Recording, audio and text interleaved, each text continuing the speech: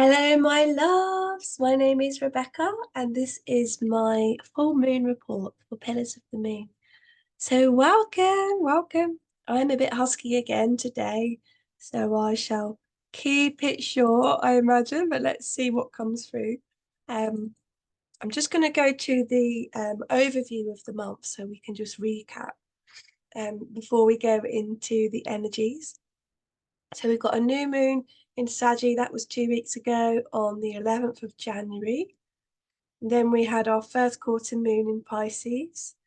The sun moved into Capricorn on the 19th and also crossed over Pluto. Oh, that was intense, wasn't it? Well, we did it. Here we have our full moon in Cancer, which is coming up tomorrow, the 25th of January, 1754. This is all GMT times, by the way. Then Uranus retrograde ends. He'll be moving forward. Yay! The last quarter moon in Libra will be on the 2nd of the 2nd. And then we have our astronomical Imbolc on the 4th of February for those of us in the north. And those of you in the south will be having your Lammas energy, the first harvest of the corn and beginning to gather the fruits of the year. So Imbolc and Lammas are the exact midpoint, also known as cross-quarter days, the exact midpoint between the solstices and the equinoxes.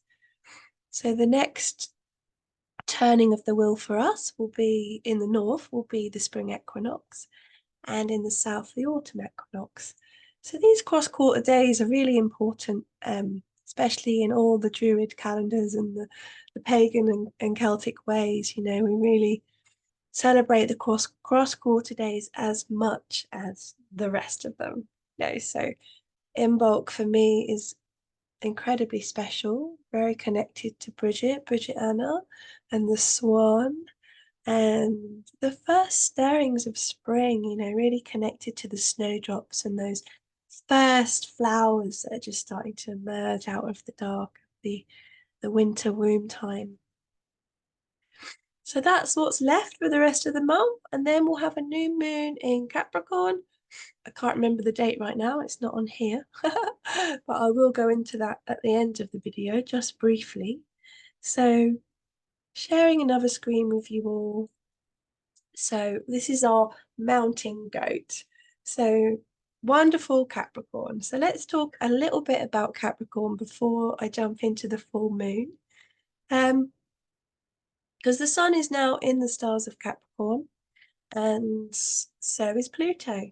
So it feels really valid to, give some time to the keeper of time, Capricorn. Also, the ruler of Capricorn is Saturn. So we have a real strong energy that's connected to time here with the Capricorn energy. All good things take time, is the quote I keep hearing. And the energy of Capricorn is really enduring, patient, focused, determined, so responsible. And why do Buddhists and the monks and the pilgrims climb these great heights, these great mountains? What is it for? And some of the indigenous mountain people, who live in the mountains, they believe that mountains themselves are like deities or gods. And this is where we often find our source of the river, within these mountains, which then creates the valleys that flow. So the Capricorn energy in some regards is like the foundation or the structure that enables the flow of life, the river being connected to the life force, the flow of life. And Capricorn, we often connect Capricorn to structures, systems, things that contain things. And when you take it back to the mountain and the goat, it's it's a strong energy to be returning to, like actually the mountain is where the source is, and lots of religions and traditions have this awareness that the mountain contains source. And the mountain goat, the Capricorn energy, in a lot of the images and drawings we have of Capricorn, he has fins, he's a sea goat. But he's in the mountain. What's his connection to the water, right? But then I was feeling as well, like in India, the connection to the Ganges, and when people cross over, sometimes they are put into the river to return home to source. And so the ascending energy of the goat is swimming up through the water to take the soul back to source, so, and that doesn't necessarily mean it's an easy journey, like there's so many different pictures and videos online of mountain goats doing incredible, unbelievable things, climbing up mountains, to get to where they need to get to, for whatever reason where they're going, but that's what they do.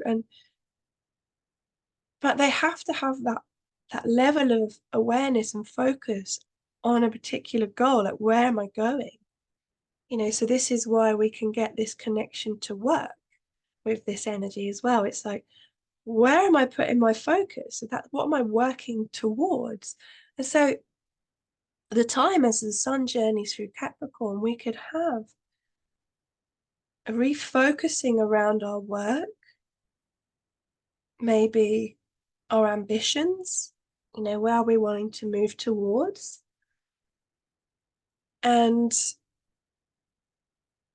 yeah, I mean, I always find, like I connect everything to the cycles and the cycles of the seeds in the earth where we are now in the northern hemisphere. We're seeing the bulbs coming up through the soil. So the bulbs are ascending now. The energy is ascending.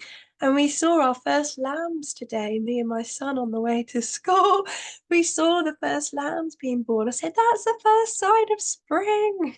And we've started to see snowdrops and flowers starting to appear, but there's this journey of ascension and pushing through, to come out into the light of a new beginning, to rebirth ourselves, so you can imagine a bulb or coming up through the soil, and sometimes there may be obstacles or challenges that the bulb has to move around, or it might be a blockage in the path and has to change direction, so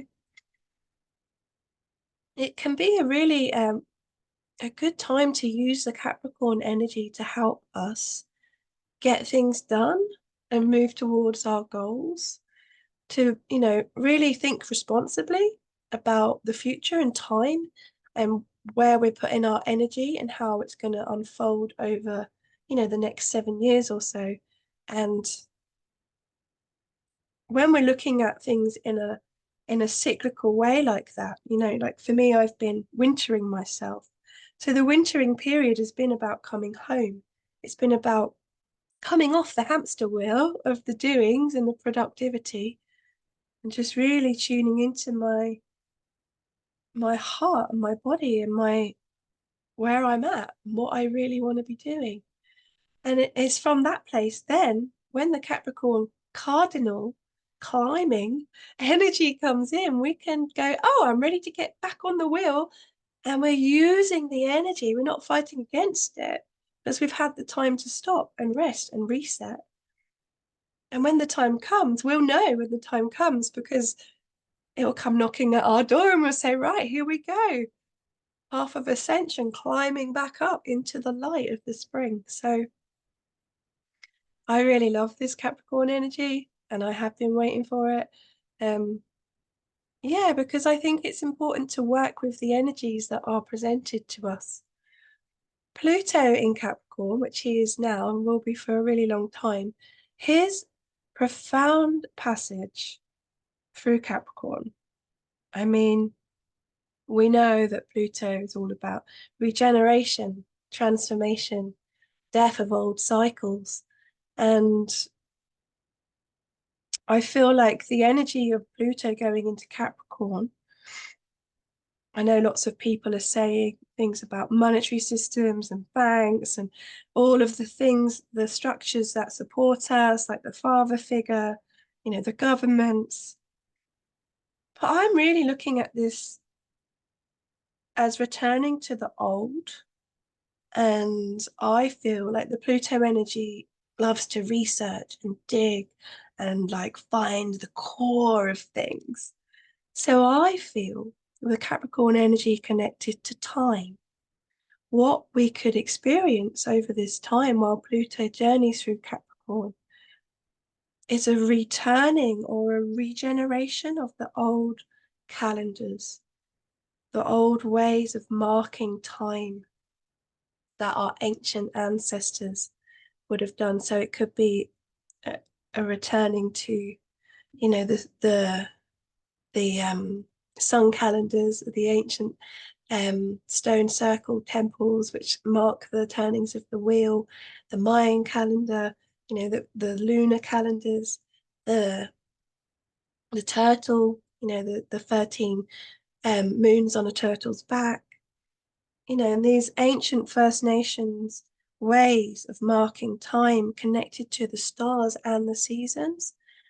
Like, I feel like there's going to be a lot dug up from the past connected to time and um and the earth and what has happened to the earth over this last period of time, and how can we return to a more grounded and responsible way of living with the earth, in union, in connection with the earth and her cycles and the cycles of the stars and the cosmos.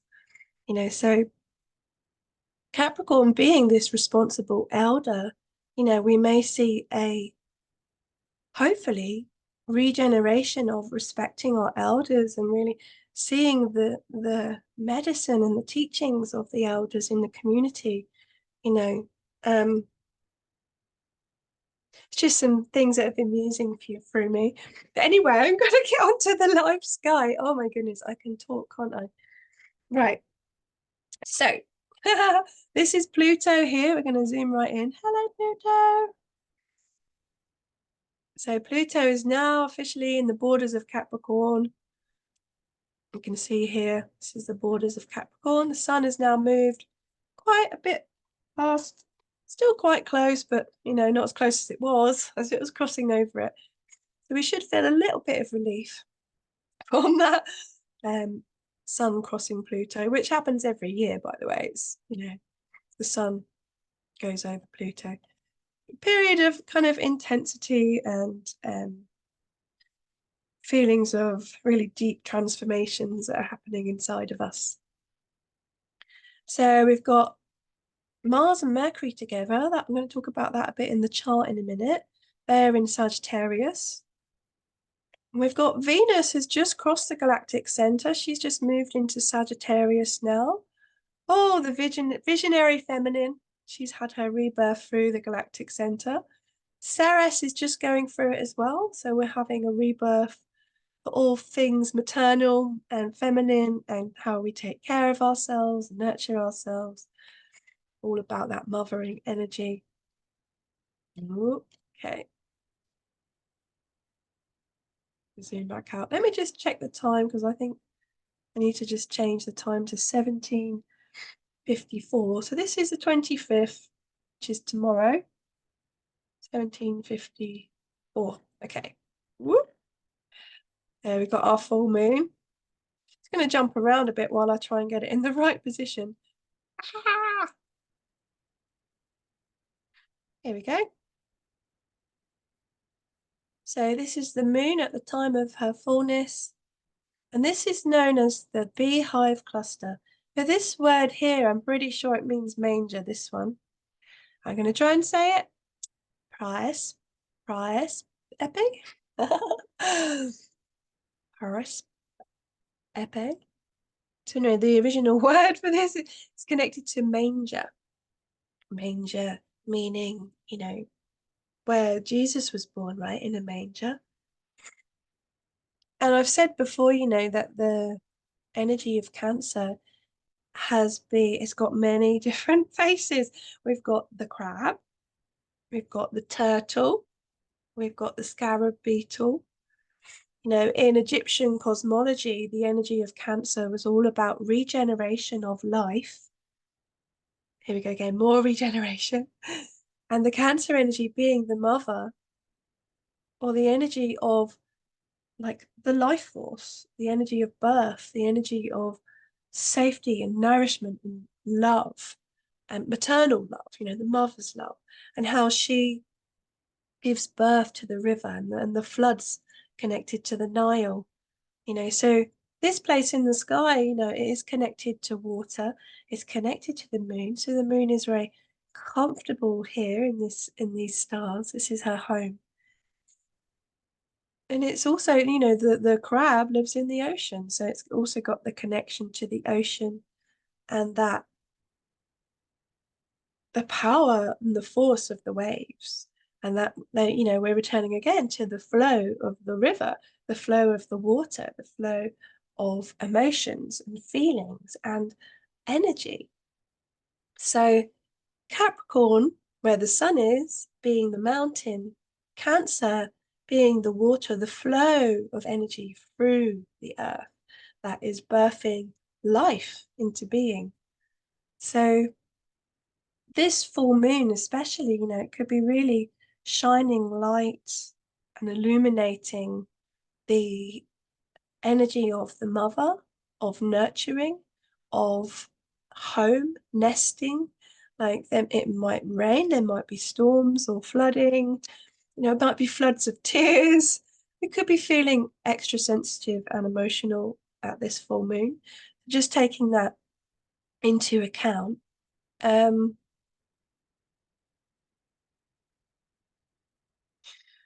and the beehive cluster, as it's also known. Wow, it's so pretty. I also connect this energy to community and the hive and working together for a greater purpose. We really need the bees, we need the fertility of life to survive.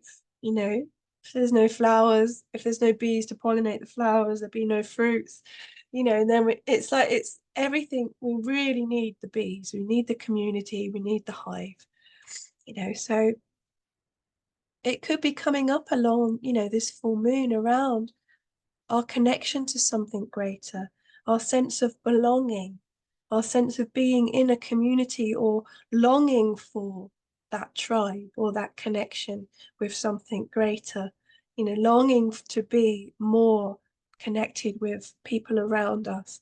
Could also be bringing up lots of stuff to do with abandonment or that loss of lack of belonging in where we are, where we're living now, and our disconnection from nature and the world around us and her cycles. The energy of Cancer is very much connected to the cycles of the moon, the cycles of the menstruation cycles, the cycles of the seasons, the cycles of, how all the turtles, they lay their eggs on the beach at the full moon. It's like they intuitively know. So intuition will be heightened as well, and our ability to really regenerate ourselves through this release of maybe pent up waters that may need to flood and so yeah, just be gentle with ourselves around this full moon. Okay. Anything else before I go into the chart? I think that's all for now. Here we go. Here's our chart. Full moon in Cancer, 25th of January, 1754. What have I got first? Grand fire trine. Woo! And Uranus retrograde is going to end. So at the time of the full moon, you can see the little R here, still in retrograde. And then a few little, but I think it's like a couple of days after the full moon, he'll be going forward again. So Uranus has got a good part to play in this full moon, because if you look at this blue here, this is a trine energy, a grand trine. And we've got Mars and Mercury involved, Uranus in Aries involved, and we've got Juno and Black Moon Lilith involved. So this is fire. This is creative energy. And so this is fast moving fire. But we gotta watch out for these two. Mars and Mercury together, it could be really lots of mental energy. We could be getting headaches. We could have this like really quick mind, lots of ideas, wanting to action them and move quickly with our ideas, and could be very self-confident, about our beliefs, because they're in Sagittarius. It's all about our truths and our beliefs. So we could be very outspoken with our ideas about things, and maybe lack a bit of tact. We may be quite compulsive with our words. We may be quite direct and about the message we want to convey, and have lots of passion and enthusiasm for that truth and that belief that's so important to us. But the energy of Mercury and Mars, it's really quite something. So just to be aware, that our voice and our words and our conversations we may be having with people, especially around this full moon when people are feeling more sensitive, just to be like mindful of how we're communicating. I'm feeling, for me, my passion and enthusiasm for astrology, could be like, whoa, yeah, la, la, la. And then it could, yeah, affect people in negative ways if I've been really direct and kind of like even aggressive with my communication. So at the top of the chime, we've got Uranus. I mean, and Jupiter is involved as well. So these two in Aries, it's all about breaking free and creating like new kind of beliefs and ideas. It's very innovative. It's very creative and light, so yeah, liberation and spiritual awakenings could be happening with us. And I said with the Capricorn energy, it could be a big focus on our work now. Pluto here with the sun, big transformations coming in around our work and our commitments and our responsibilities. So this grand trine is like giving us these breakthroughs and epiphanies of our mind, and like, oh, wow, I could do this. And we might just be getting downloads of stuff coming in that we could be doing, for a greater purpose, and realigning us to our goals. Yeah, and the Black Moon, Lilith, and Juno, who are down at the end of this trine here on this end in Leo, this energy is very fiery as well. And they're powerful feminine leadership. And it's all about commitment, with Juno being there as well.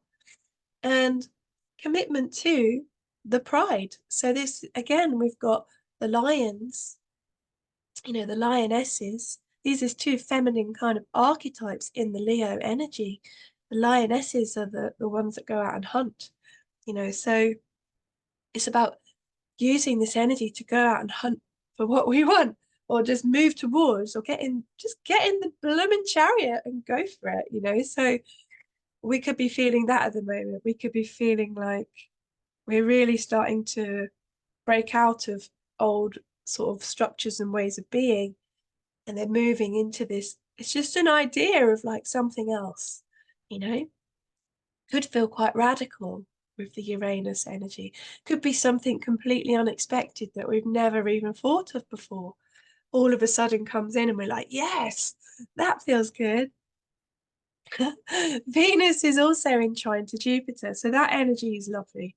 It's all about embracing our creative growth and attracting and expanding into love and all that we want to create, all the things that we value, all of our beliefs, and really using that energy of Venus and Jupiter to like really keep coming back to love, keep coming back to all that we want to create, all that we want to attract.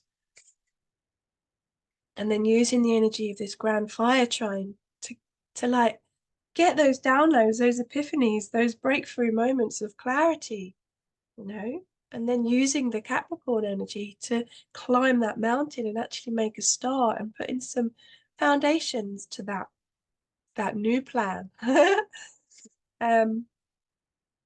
Yes, and so also Jupiter is in T square to the full moon and the sun and Pluto. So that's an interesting one. I think the challenge of Jupiter could be because T squares represent tension and challenges that we need to work through. So around this full moon, we could feel like this challenge from Jupiter. We may be going too far. We may be relentless around our beliefs, or be overpowering Jupiter square Pluto, overpowering like and pushing limits, around like what our spiritual religious kind of ideas and truths are. Jupiter is very connected to religion and beliefs, so, and he's expanding it. It's very big. So we could be feeling like, yeah, this energy of too much, or really big like regeneration processes could be happening because, we have the mountain Capricorn and the river and the waters of Cancer, the earth and the water. And it's like the fire of Jupiter is like the energy of that fire, that flame, that idea of an intention to really get everything moving and break out of things. And it could bring also changes and shifts in our religious and philosophical, beliefs around things. So that's a good energy to be working with. Yeah, so I think that's all I wanted to share. I'm just checking my notes. But Pluto was together with the new moon and sun 2 weeks ago. So this cycle is really connected to Pluto, especially as he's beginning his passage into Capricorn. So this is going to be a really big cycle, and the full moon is like the full expression of the cycle. It's like the fullness of the cycle. It's all coming into illumination. So, we could be feeling with the Cancer energy this real wateriness, this really emotionalness around what we believe in, around what we feel, around our spiritual beliefs and truths. And also, the Cancer energy really wants to be safe and held and nourished and loved. And like when you think about the Capricorn energy climbing a mountain, I mean, he's not very nourished, is he, up there on the mountain? He's probably not had food for a while. And so you've got this energy of home and comfort with the Cancer energy in opposition to like basically climbing a mountain and just surviving and getting up to the top and being on this huge initiation, So the Cancer energy may not be feeling safe at this full moon. There may be things coming up that are making us feel very ungrounded and very emotional. Like I said, around abandonment stuff with the moon in Cancer, not feeling held. So yeah. As we come into the waning of the cycle, this is the chart for the last quarter moon in Libra. The moon is opposite Uranus really strongly. And so you can see now Uranus has gone direct. So he's not going backwards anymore, and he'll be moving into Taurus soon. So that's going to be a big change. Oh my God, are you ready? Okay, and Uranus is in square to Pluto. So this is really big transformative energy.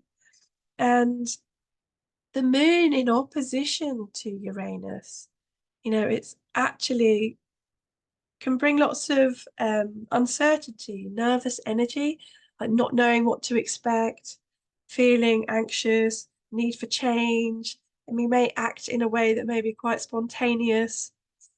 The energy of Libra, also wants to create balance and harmony within our relationships, And then the energy in opposition with Uranus in Aries is all about the self and breaking free, doing it my way or the highway.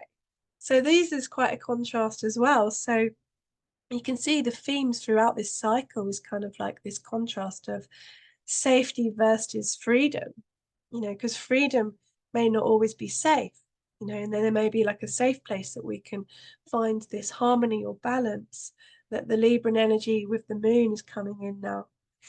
So around the time of the last quarter moon, we may be feeling a little unstable with our emotions. We may be wanting to balance our feelings. We may be wanting to make peace with the things that have come up this cycle. And then we have Neptune, who is in opposition to the Black Moon, Lilith, and Juno. So we could be feeling this energy of like delusion, or feeling like we can't trust things, we can't trust people, or there may be this feeling of like deceit coming in, or not seeing things clearly. We may be talking ourselves into, because Leo is a fixed sign, and so the shadow here could be like, well, I'll just stick with what I'm doing, or I'll just stay where I am, and it'll be all right. And we may be deluding ourselves somehow, like it's actually different from how it really is. And this could bring up some difficult dreams as well. It could be bringing up like fearful dreams, or fear about commitments, and like Juno energy, like all the things that we're committed to and all the things that we serve, fear of letting go of that, what we are committed to, or fear of change even.